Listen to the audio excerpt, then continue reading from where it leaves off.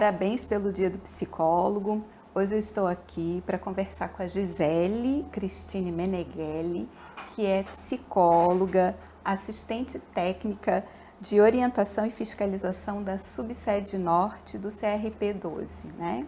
Então, Gisele, seja bem-vinda. Nós vamos conversar um pouquinho sobre a publicidade e a publicidade profissional e a nota técnica do CFP de janeiro de 2022, né? Eu faço parte da Comissão de Clínica e Práticas Psicoterápicas do CRP 12. Eu me chamo Mônica da Silva Justino, sou psicóloga com CRP 12-01352. Olá, bom sábado a todos. A gente vai falar então sobre a publicidade, a nota técnica CFP 01 de 2022, alguns marcos normativos sobre a publicidade profissional. Nós temos a resolução CFP 03 de 2007, nós temos o nosso código de ética estabelecido pela resolução 10 de 2005, a nota técnica 01 de 2022, que foi lançada pelo CFP agora em junho, e o Código de Proteção e Defesa do Consumidor, estabelecido na Lei 8.078 de 1990. Os dois primeiros marcos são resoluções, então eles podem ser consultados na própria ferramenta do CFP, o atosoficiais.com.br/CFP, que é uma ferramenta bem confiável que a gente indica para essas consultas e que sinaliza se a resolução está em vigor ou não está em vigor e pode ser buscado pelo número dela ou por palavra-chave. Na introdução da nota técnica, ela traz ênfase para os princípios fundamentais e para alguns artigos do Código de Ética. Em princípio, com ênfase no princípio 5º do Código de Ética, que é o psicólogo contribuirá para promover a universalização do acesso da população às informações, ao conhecimento da ciência psicológica, aos serviços e aos padrões éticos da profissão. E aí, essa é a lógica pelo qual a gente tem que tratar a nossa publicidade profissional mesmo. E aí, em seguida, durante a introdução ainda, é falado sobre os instrumentos privativos da nossa profissão. E é citado o artigo 18 do nosso Código de Ética, que traz que o psicólogo não divulgará, ensinará, cederá, emprestará ou venderá a leigos instrumentos e técnicas psicológicas que permitam ou facilitem o exercício legal da profissão. E aí, o que é o exercício legal da profissão, né? É quando alguém se faz passar por psicólogo não sendo psicólogo. E aí, como que é essa habilitação do psicólogo? Relembrando, né?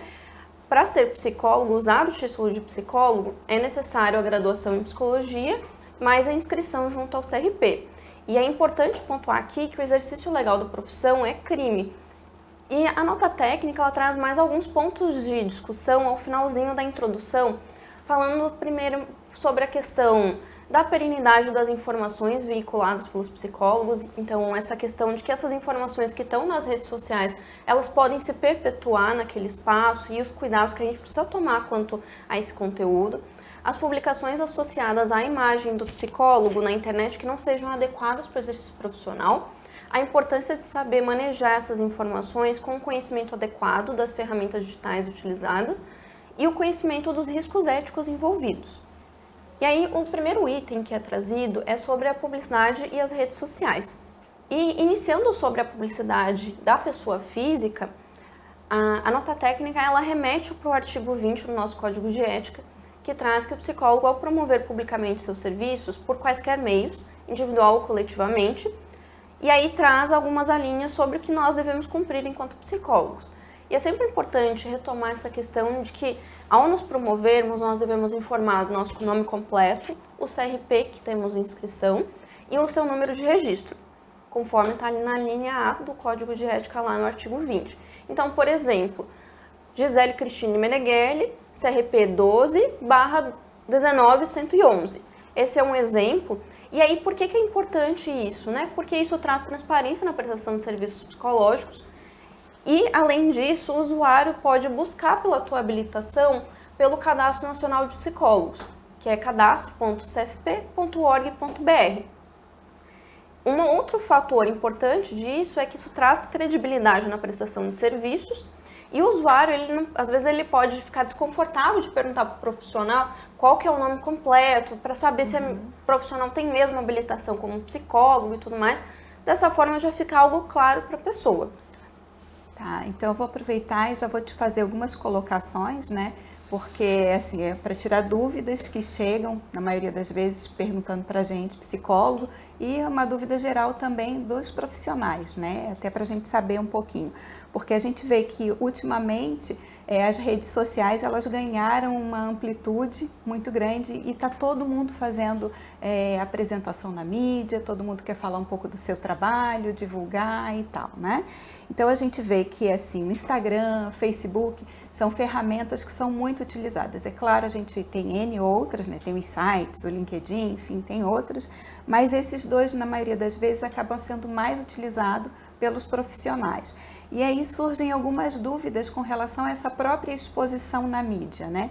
Como que o profissional ele deve se portar em relação a isso? Você está trazendo aqui algumas informações, mas eu vejo que as pessoas às vezes têm dificuldade em manter um pessoal e um profissional, né? O que fica mais adequado? Qual o meio que a gente deve utilizar para expor, na verdade, o nosso trabalho? Porque, queira ou não, assim, de uma forma geral, é sempre dito para o profissional que ele deve ter um só, porque ele tem que mostrar a pessoa que ele é, falar um pouco da vida dele e tal, né? Ter aquela proximidade para poder, sim, as pessoas saberem que estão falando com alguém real, né? Então, isso é muito comentado no geral no marketing. Então eu queria saber um pouquinho, né, porque você está trazendo todas essas informações, o que a gente poderia trazer mais para o profissional de psicologia em relação a esses cuidados, né? Claro, Mônica, a gente ainda vai tratar um pouco mais durante a minha fala com mais completude sobre esse tema, mas já vou adiantar algumas questões quanto à questão de que o CRP12 recomenda a separação dos perfis ou páginas em perfis e páginas pessoal e profissional, justamente para que se possa ter uma comunicação transparente com o usuário do serviço e não incorra em possíveis erros ou riscos desnecessários. Por exemplo, a questão da manifestação pessoal, então, ao se manifestar a opinião pessoal, ela pode ser confundida com uma opinião de uma categoria como um todo. E também é importante remeter que, enquanto psicólogos, nós fazemos um compromisso, nós temos uma escolha, e aí, enquanto escolha da nossa profissão, ela envolve, além da nossa liberdade de expressão enquanto cidadãos, ela também envolve os nossos deveres, as nossas possibilidades, as nossas limitações do nosso código de ética, e que nós precisamos estar sempre atentos a isso. Depois eu vou falar um pouquinho mais completo sobre essa questão, mas é uma pergunta bem importante que você trouxe. A gente vai falar sobre a questão da publicidade da pessoa jurídica. Então, quanto às pessoas jurídicas, muitas pessoas não têm conhecimento, por mais que a gente até colocou há pouco tempo no nosso site, de novo, essa publicidade, mas pessoas jurídicas que prestam serviços de psicologia, elas devem possuir inscrição junto ao Conselho, então, conforme a resolução CFP 16 de 2019, e também conforme uma lei que agora não estou bem lembrada o número, mas que essa resolução, ela também traz que as pessoas jurídicas que têm inscrição junto ao Conselho, elas precisam fazer a publicidade desse número de inscrição durante a sua inscrição e recebem na inscrição junto ao Conselho um certificado, e esse certificado precisa estar em local visível para as pessoas. Esse certificado é um certificado que tem validade de 3 anos, e aí assim que tiver acabando a validade dele, é importante sempre buscar atualização junto à secretaria. E o número de inscrição da pessoa jurídica também é possível buscar no Cadastro Nacional de Psicólogos. Isso que você está trazendo é bem interessante, porque assim, nem todo mundo tem esse conhecimento que é necessário ter essa pessoa jurídica, né? Porque a gente fala dos serviços de psicologia e na maioria das vezes está atrelado sempre a questão do profissional, do psicólogo, e a gente não faz esse link com a questão desse registro de pessoa jurídica. Então eu acho que é interessante até para o psicólogo saber o quão necessário é fazer esse registro também, né, para essa publicidade, para essa divulgação, e o número, né, colocar o número assim como o nosso CRP, né.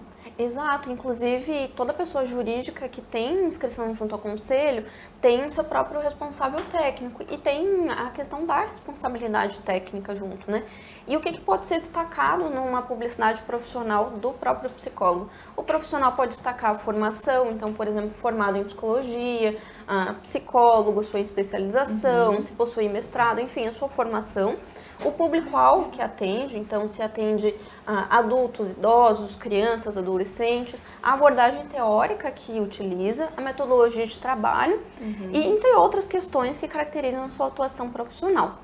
Isso é interessante você estar comentando também, porque aí a gente já entra naquele detalhe que muitas vezes a gente vê acontecer, que não é o ideal, mas às vezes aparece isso, a questão dos valores, né, que às vezes fica também, às vezes, uma oferta de consulta, né, que são sorteios, às vezes, que fazem também. Então, eu acho que isso também cabe a gente alertar para essa questão dessa publicidade, dessa divulgação, que a princípio isso não é permitido, né, para divulgação desses valores, né? Como é que fica isso? A nota técnica 01 de 2022 e o nosso código de ética, eles trazem sobre a questão do artigo 4º do Código de Ética, que fala da fixação da remuneração do psicólogo e detalha um pouquinho melhor no Código de Ética sobre essa questão. E o artigo 4º, ele fala de que o profissional, na fixação da remuneração, ele vai ter a questão de atribuição da justa remuneração dele, mas os valores que saiam do que é o padrão oferecido pelo profissional devem ser diretamente tratados com o usuário. E a questão de alguns outros termos, nós devemos nos abster justamente pelo que traz o artigo 20 do Código de Ética, de não utilizar o preço como forma de propaganda. Então, por exemplo, alguns termos como atendimento social, valor social, a valores acessíveis, tudo que remeta ao preço como forma de propaganda, traga essa referência à vantagem financeira, nós, enquanto psicólogos, devemos nos abster, justamente pela questão de que nossa profissão ela não tem um cunho mercantilista, ela tem um cunho de uma questão de credibilidade, uma questão de ciência e profissão mesmo. E aí também o ponto que você trouxe da questão de sorteios ou uso de cupons, isso também é vedado na nossa profissão justamente por essa característica de preço como forma de propaganda. Adorei que você falou sobre ciência e profissão, né? Porque no outro dia eu li uma postagem que falava justamente que a gente vê muitas apresentações, posts, mensagens de psicólogo, mas que falam pouco de ciência e profissão e estão falando tudo muito no senso comum, né? Então, assim, o que a gente poderia, né, enquanto profissional de psicologia, está trazendo mais em termos de conteúdo, né? O que a gente deveria divulgar mais? O que seria uma situação, digamos assim, mais interessante para o profissional, né? Entendi. Nós, enquanto conselhos, não podemos fazer indicações de qualquer tipo, por impedimento ético legal. Mas é importante esse cuidado quanto à questão de trazer a psicologia não numa questão de ridicularização ou simplismos, em que às vezes trazer apenas sátiras ou apenas uma frase isolada de algum teórico da psicologia como uma frase às vezes de impacto numa publicidade. É interessante ter o planejamento dessa publicidade, avaliar ela criteriosamente. Até durante a fala eu vou abordar melhor isso. Se tu quiseres, a gente pode até depois retomar essa questão. Mas a questão de planejar essa publicidade, planejar como que o interlocutor vai receber essa informação, se há algum conteúdo mobilizador que pode ter algum efeito no interlocutor, que às vezes não há como ter um pleno controle, então realmente planejar bem essa publicidade e procurar ter o cuidado com a nossa publicidade no sentido de realmente articular as palavras, trazer essa conversa junto à nossa ciência psicológica e não trazer apenas como uma frase isolada, apenas uma questão de frase de impacto, para não ficar algo do senso comum mesmo. Ok. E aí é interessante remeter à questão de que o nosso Código de Ética traz em relação aos pronunciamentos, de que nós vamos zelar para que as informações prestadas elas disseminem o conhecimento e o respeito das atribuições, da base científica e do papel social da profissão. Tem tudo a ver com essa questão que a gente estava conversando. Isso, exato. E aí, quanto a essa questão de separar perfil pessoal e profissional, né, é importante também trazer novamente essa questão de que é uma recomendação nossa, enquanto CRP, dessa separação desses perfis, justamente porque os conteúdos que a gente torna público enquanto psicólogos, daqueles que a gente venha fazer em relação a manifestações pessoais, a gente pode causar confusão ao público ao pensar que o pronunciamento pessoal ele reflete como um pronunciamento de uma categoria como um todo. E também é uma questão a gente refletir quanto ao artigo 2º do nosso Código de Ética, que traz as nossas vedações, que traz a vedação à indução moral, religiosa, de qualquer tipo de ideologia, política, enfim. Então é um cuidado que nós precisamos ter durante a nossa publicidade profissional. Aí eu gostaria de fazer uma pergunta também, né? Porque às vezes a gente vê nessas divulgações, às vezes depoimentos de clientes, né? Que às vezes a pessoa manda pelo WhatsApp, manda pelo direct, né? E a gente vê o recorte lá, fulano postou aqui, né? Olha como é que eu sou bom e tal. Então eu gostaria de ver, isso dá para ser colocado? Como é que é isso? Porque cada vez mais a gente vê, de uma forma geral, a mídia, né, insistindo para algumas colocações, né, e como é que fica isso perante o CRP? Né? Claro, Mônica, esse eu vou pedir para te aguardar um pouquinho, mais para o final da fala eu vou abordar, mas eu já deixo de antemão que nós não recomendamos o uso de depoimentos, mas tem algumas questões que eu vou complementar depois. Okay. E aí, voltando à questão da separação de perfis pessoal e profissional, é importante trazer que dessa forma, separando os perfis, é possível preservar a liberdade de expressão pessoal, no perfil pessoal, manter a coerência com a ética profissional e também ter uma comunicação mais organizada e transparente com o público.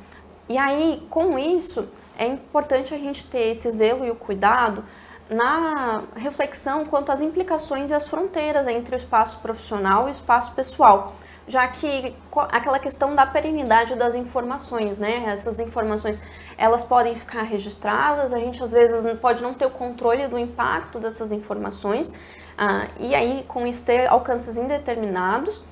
E com isso é importante a gente sempre fazer essa reflexão mesmo quanto ao nosso código de ética, ao nosso dever com o nosso código de ética, com as questões da ética profissional que nós nos comprometemos. A gente apresentar um conteúdo coeso com a ciência psicológica, então sempre remeter a essa lógica do 5º princípio do código de ética e analisar criticamente esse conteúdo a ser postado, pensando realmente na amplitude dessas informações, como que o interlocutor pode receber essa informação. É interessante isso, porque na verdade, assim, isso que você está falando, a gente cuidar realmente para a divulgação, esse todo dessa informação, né? Porque muitas vezes é recortado ali um trecho e às vezes isso é divulgado como uma forma de, às vezes, ou enaltecer ou prejudicar a pessoa. Né? Então, muitas vezes é feito um recorte dessas postagens, às vezes da imagem, e acaba caindo num senso comum ou numa forma em que acaba prejudicando o profissional também. Né? Então, acho que a gente realmente precisa ter um olhar mais atento para isso. Né? Sobre a questão da nossa oferta de serviços psicológicos, é sempre importante a gente levar em conta alguns pontos, remetendo ao nosso código de ética também. Então, a natureza desses serviços a serem prestados, bem como as práticas e as técnicas devidamente reconhecidas pela ciência psicológica. Então, se dentro daquela natureza daquele serviço é possível prestar um serviço de qualidade, e aí a gente remete aqui ao artigo 1º do Código de Ética, que traz nossos deveres, a questão da nossa capacitação pessoal, teórica e técnica para aquela prestação de serviço, e a gente fazer a divulgação do serviço, fazer a divulgação dos nossos títulos, somente os títulos a quais a gente realmente possua. E aí, inclusive, é uma questão que às vezes chega pra gente de vez em quando no CRP, se eu posso divulgar aquele título ou aquele outro título. E a gente pode divulgar os títulos que a gente possui, por exemplo, se eu tenho certificado ou diploma quanto aquele título, eu posso utilizá-lo. Mas se eu não tenho esse título, eu não posso usar ele.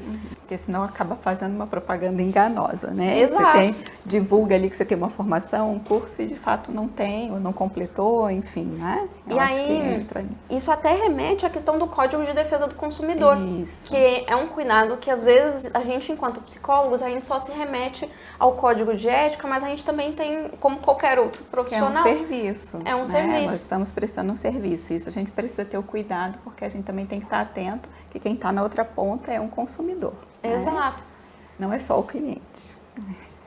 E aí, o nosso Código de Defesa do Consumidor, ele até traz que é vedada a publicidade enganosa e abusiva, métodos comerciais coercitivos ou desleais, bem como práticas e cláusulas abusivas ou impostas no fornecimento de produtos e serviços.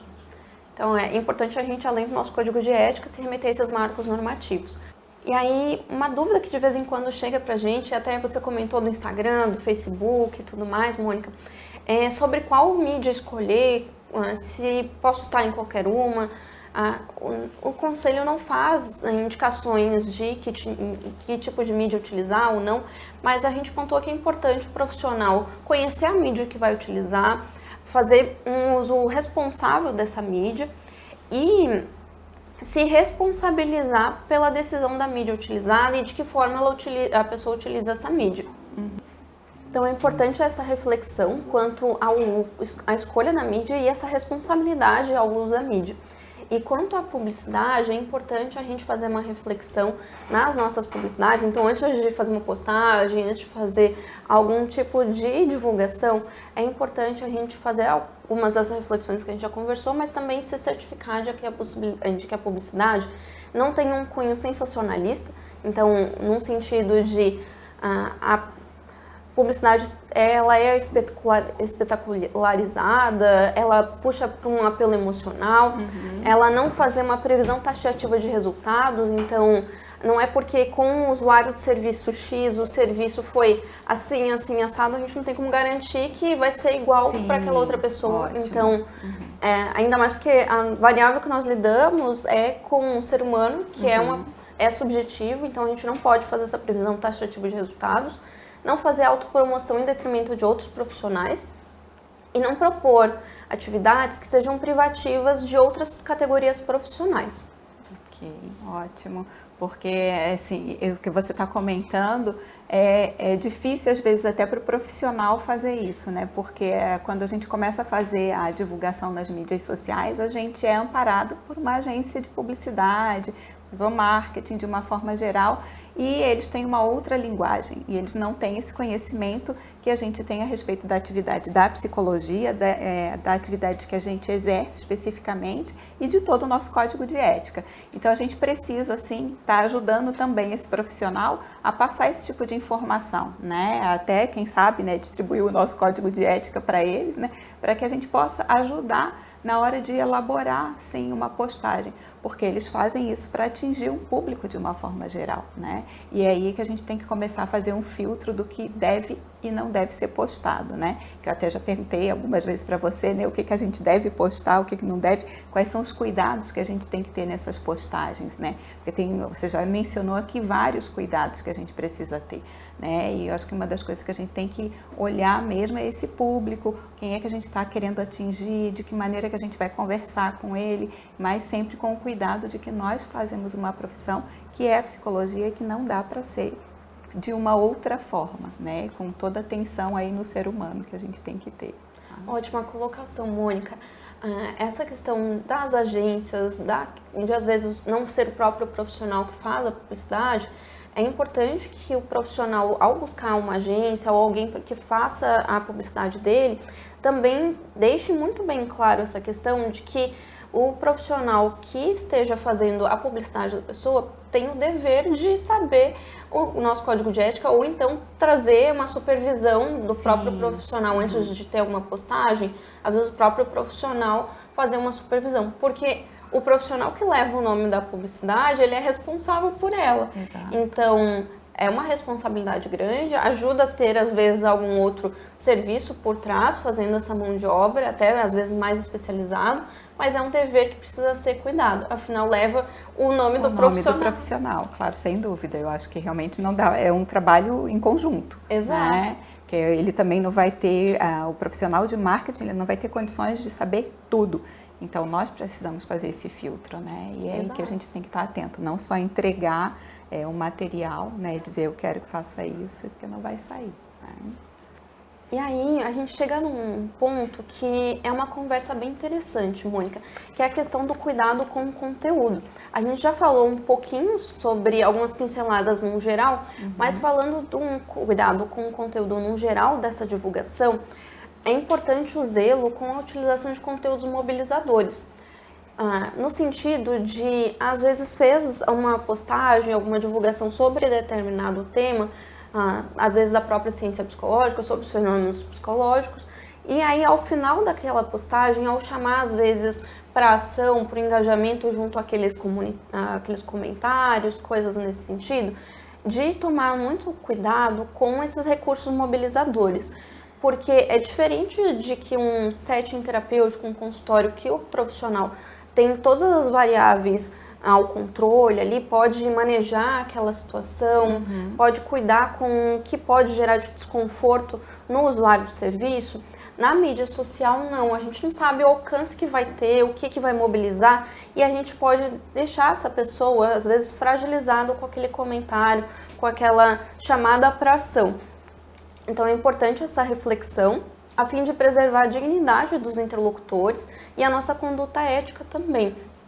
E é importante a gente considerar criticamente essa questão e também pensar sobre o que pode acontecer com um interlocutor ou não, e que a gente não consegue fazer o devido acolhimento e orientação àquela pessoa, às vezes por estar em outro ambiente. Às vezes a pessoa não vai nem comentar, mas tomar esse cuidado com os recursos mobilizadores, porque a gente não tem esse controle.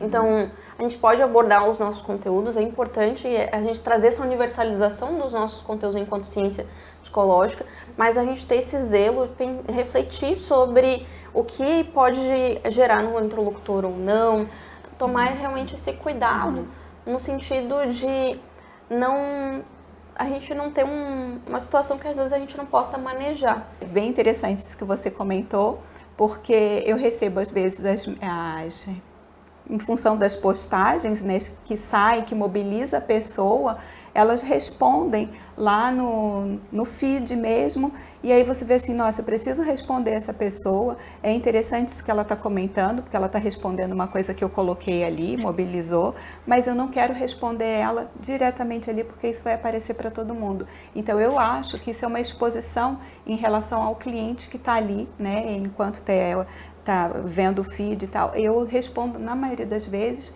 tudo na mensagem no direct, né? Então eu sempre aviso, ó, vou responder para você por direct. Quando é algo mais tranquilo, ok, eu respondo ali. Mas de uma forma geral eu respondo no direct.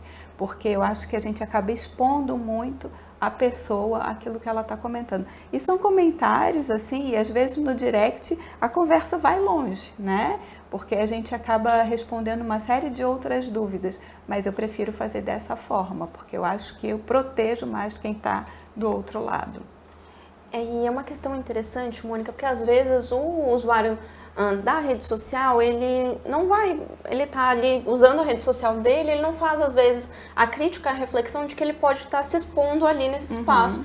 E é uma responsabilidade nossa enquanto profissional também, entra nas nossas vedações lá no artigo 2º da questão quanto à exposição dessa pessoa, a exposição de diagnóstico, exposição da pessoa, de resultado do processo psicológico, então é um zelo que a gente precisa tomar. Às vezes a pessoa não vai fazer essa crítica, mas é importante que a gente faça esse cuidado quanto à exposição da pessoa. Eu acho que são pequenos detalhes, mas eu acho que fazem diferença, né? A gente ter esse cuidado, porque eu acho que realmente nós profissionais precisamos ter esse cuidado, porque a pessoa está ali, muitas vezes ela está sozinha, ela quer conversar, ela quer desabafar, e ela vai colocar algumas situações que acabam realmente expondo. Então é melhor a gente recolher isso, vamos falar por outro caminho, né? E às vezes a gente mesma pode orientar o usuário da mídia ali, então às vezes não é tão simples assim, mas às vezes auto-responder por direct pode trazer, olha, talvez não é tão legal você se expor dessa forma, mas se em algum momento tiver alguma outra questão, eu fico à disposição por direct, por exemplo, sendo um exemplo, né? E aí é importante a gente relembrar aqui uma questão que a gente às vezes não pontua, mas que também acaba permeando o nosso universo da publicidade profissional, que é a questão dos encaminhamentos. Às vezes você me encaminha alguém por mídia social ou coisas nesse sentido, ou até a questão de publicidades, e é importante a gente pontuar que está nas nossas vedações enquanto psicólogo, que é vedado para a gente induzir qualquer pessoa ou organização a recorrer aos nossos serviços, pleitear ou recebermos comissão, empréstimos, doações ou vantagens de qualquer espécie. Então, é uma reflexão que às vezes a gente acaba não fazendo no dia a dia, mas que também permeia o nosso universo da publicidade profissional. Não tão cotidianamente quanto algumas outras questões, mas que também nos atravessam. Isso é interessante também, né? E aí a gente chega num outro ponto, quanto às práticas emergentes ou complementares em psicologia, as PICs. A nota técnica 01 de 2022, ela deixa registrado que as práticas que apresentem divergências com a ética profissional, elas devem ser de forma clara e evidentemente separadas do serviço de psicologia. Então, inclusive de sua publicidade e divulgação, não induzindo os usuários e a sociedade a entendimentos equivocados sobre a profissão. E o nosso CRP, o CRP 12, tem uma nota orientativa sobre o tema, sobre as práticas integrativas e complementares, e que orienta os profissionais quanto ao uso delas, como funciona. Mas é importante a gente estar atento a isso quanto às nossas publicidades profissionais, de que é vedado e a gente precisa fazer essa separação de forma óbvia das práticas que não estejam reconhecidas ou regulamentadas pela psicologia. E aí, uma outra questão que eu já até posso voltar à questão do preço que a gente falou antes, que envolve também essa temática, é a questão dos convênios. A nota técnica, ela registra que é possível a gente divulgar os convênios que a gente possui. Então, por exemplo, convênios com universidades, com clínicas, com faculdades, desde que a gente observe esses pontos que a gente já conversou. E principalmente, eu acho que se eu tivesse que dar um resumo um pouco maior, principalmente ao artigo 20 do nosso Código de Ética. Então, não utilizar o preço como forma de propaganda, utilizar todos os títulos aos quais a gente possui. Então, eu vou dar um exemplo que às vezes pode chegar para a gente, até já chegou em outros momentos, de divulgação de convênios, sobre a questão de se abster de termos que tragam o preço como forma de propaganda. Então, esses convênios são possíveis de serem divulgados desde que a gente observe essa questão. Uhum. Porque, assim, para o profissional ele vai colocar, né, as especialidades dele, vai divulgar o que ele tem de formação e ele pode divulgar os convênios do qual ele atende. Então, isso é possível fazer, né? E às vezes não só o convênio, às vezes ele atende em algum outro ambiente que é possível divulgar, que também tem o convênio, né? É diferente a gente divulgar o convênio que a gente possui do que a gente falar, eu tenho convênio X com X% de desconto para você. Uhum. Porque senão fica parecendo que a gente está tentando, não diria fragilizar a atividade, mas colocar ela para, vamos liquidar um pouco, né? Eu acho que fica uma coisa muito, né? Muito mercado. E aí uma outra questão que tem relação com a nossa conversa é a questão do trabalho voluntário. A nota técnica ela traz que é possível essa divulgação do trabalho voluntário. A gente tem, inclusive, enquanto 12, a nota também, lá na época do Covid, explicando e orientando sobre a questão do trabalho voluntário em específico, mas a gente sempre traz a reflexão de que deve ser analisado que seja um trabalho que seja possível dar continuidade a ele e que seja possível fazer um trabalho de qualidade. Então, a gente só deve oferecer ele quando a gente pode garantir que tem essa continuidade e a qualidade dele. E não em relação em si, especificamente quanto à publicidade, mas a gente tem a resolução CFP 13 de 2022, também desse ano, que fala sobre as diretrizes quanto à psicoterapia, que quanto ao trabalho voluntário, ela traz que é vedado para a gente utilizar o atendimento psicoterápico voluntário de forma a induzir as pessoas ou organizações a recorrer aos serviços, e também é vedado a gente alterar essa natureza voluntária da prestação de serviços. Então, a gente não pode iniciar um trabalho voluntário no sentido de induzir a buscar os serviços e depois alterar essa natureza. Então, a gente precisa ter essa reflexão quanto a essa questão. Ou seja, né, não fazer a divulgação que vai fazer voluntário ou vai fazer num preço menor para depois aumentar esse valor ou trazer esse cliente para uma questão paga, né, que ele vai acabar sendo solicitado dele que ele faça o pagamento depois. Então, vamos dizer, vou fazer um trabalho voluntário, você tem X sessões e depois você vai pagar. Seria essa a ideia, então, que não é possível fazer. É importante que se faça no trabalho voluntário também a questão, aliás, como qualquer trabalho de psicoterapia nosso, a gente faça o estabelecimento do contrato. A 13 de 22 traz essa questão de que o contrato seja verbal ou escrito. Nós, enquanto conselho, recomendamos que o contrato seja por escrito, por resguardar ambas as partes, e é importante que esteja bem claro para a pessoa, desde o início, como vai funcionar essa prestação de serviço. Ok.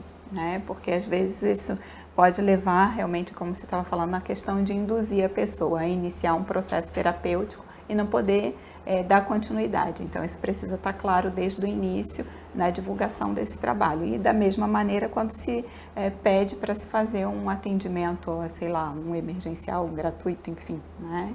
Nesse sentido, ficar claro para quem vai. Exato, a gente precisa pensar nessa questão da continuidade e também da questão da qualidade do nosso serviço. E aí, para a gente encerrando, eu deixei um ponto que a gente recebe bastante pedido de orientação, e você até chegou a perguntar, e eu pedi para a gente deixar para um pouco depois, que é a questão dos depoimentos. Enquanto o CRP, nós não recomendamos o uso de depoimentos na publicidade profissional, justamente em respeito ao artigo 9 do Código de Ética, que fala do nosso dever de sigilo profissional, e a linha Q do artigo 2º, que vai falar sobre a nossa vedação à exposição de pessoas. Porém, em questão de que se houver o consentimento expresso por escrito do paciente ou do usuário do serviço, a utilização de fotos, depoimentos é permitida. Mas não recomendamos em função da possibilidade de exposição da pessoa atendida, em especial crianças e adolescentes, em respeito também à questão do ECA. Então, enquanto a questão de depoimentos, a gente precisa observar essas questões do artigo 9, do artigo 2º e também o Estatuto da Criança e do Adolescente. E aí, é importante a gente, enquanto profissionais, refletirmos que além dessa responsabilidade técnica enquanto a prestação de serviço, nós também precisamos zelar pela qualidade técnica dos serviços, adotando condutas que não sujeitem o usuário a quaisquer riscos.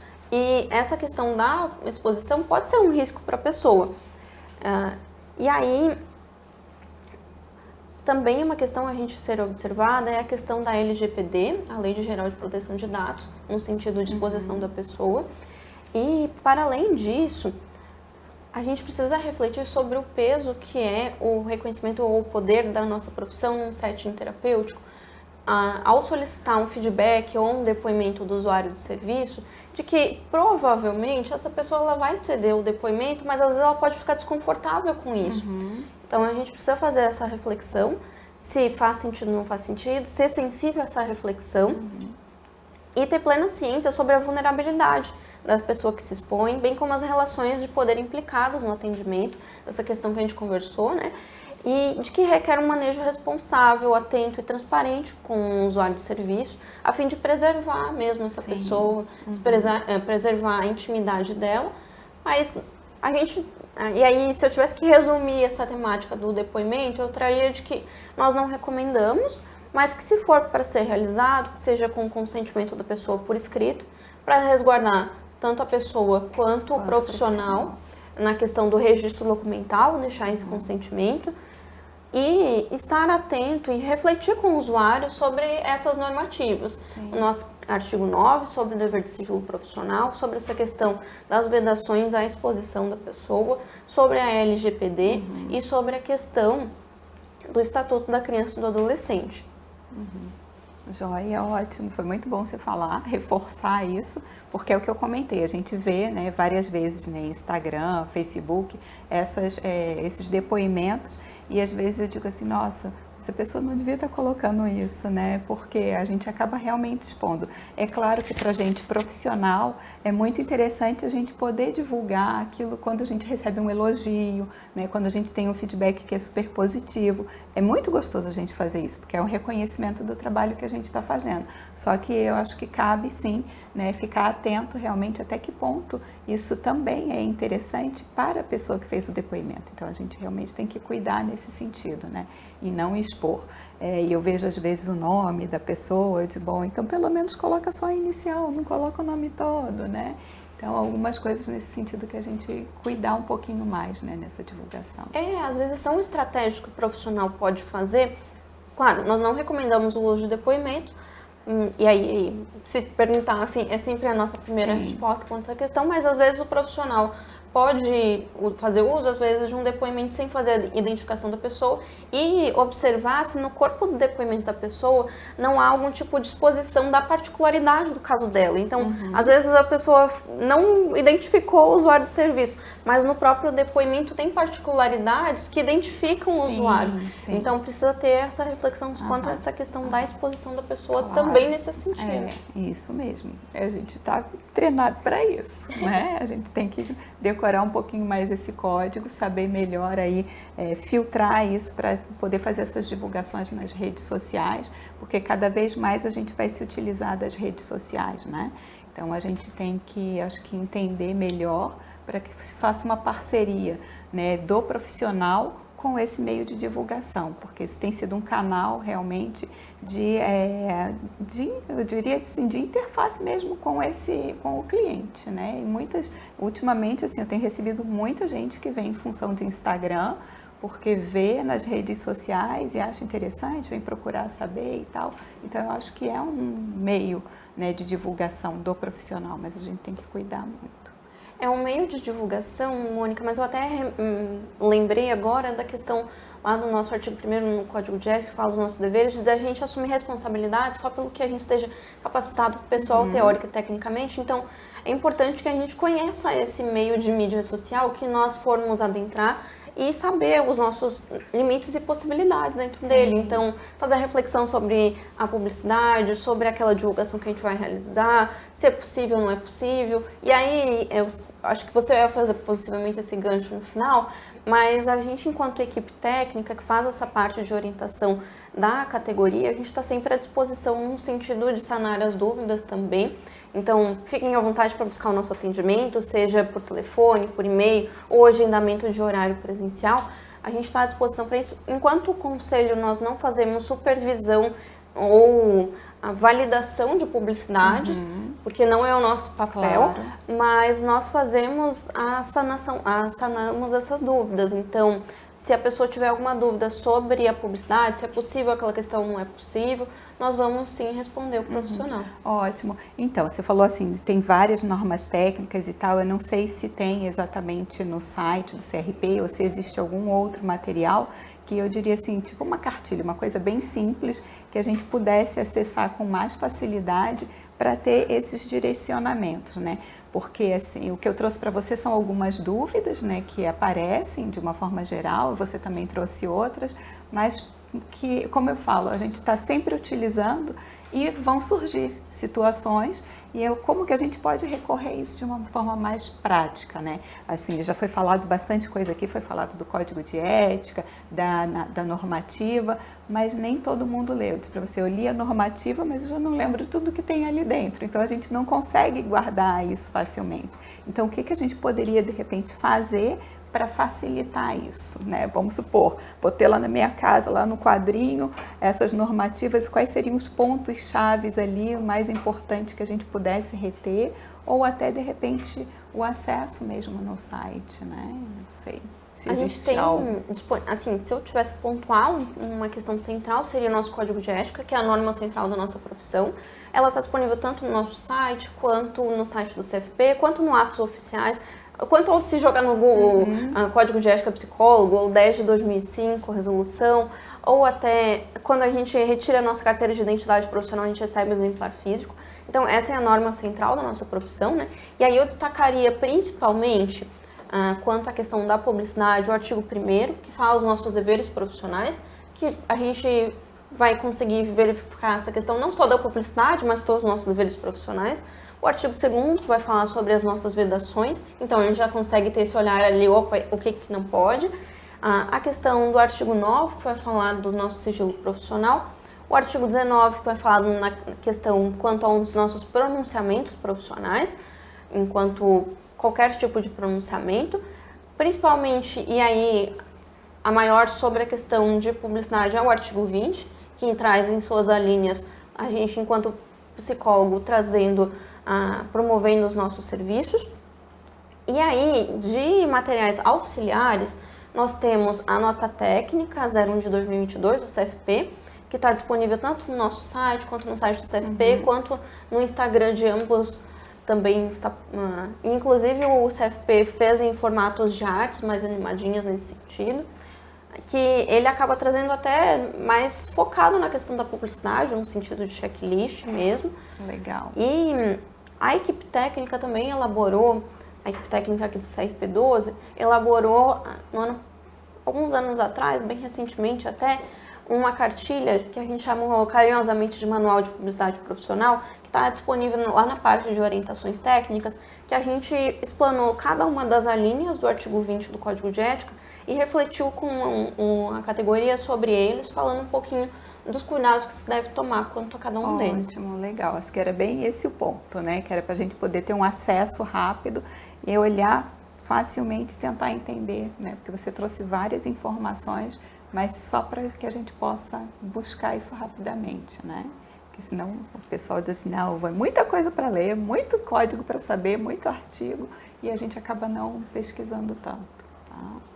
Mas muito obrigada, né? Assim, foi muito bom poder conversar com você, né? Passar essas informações, né? Eu não sei se você quer deixar mais alguma mensagem, falar alguma coisa a mais, né? Eu vou te agradecer, né, pela tua disponibilidade em vir responder uma série de perguntas, né, falar sobre essas dúvidas que têm sido bastante frequentes, né, na prática nossa profissional, né, dessas mídias sociais.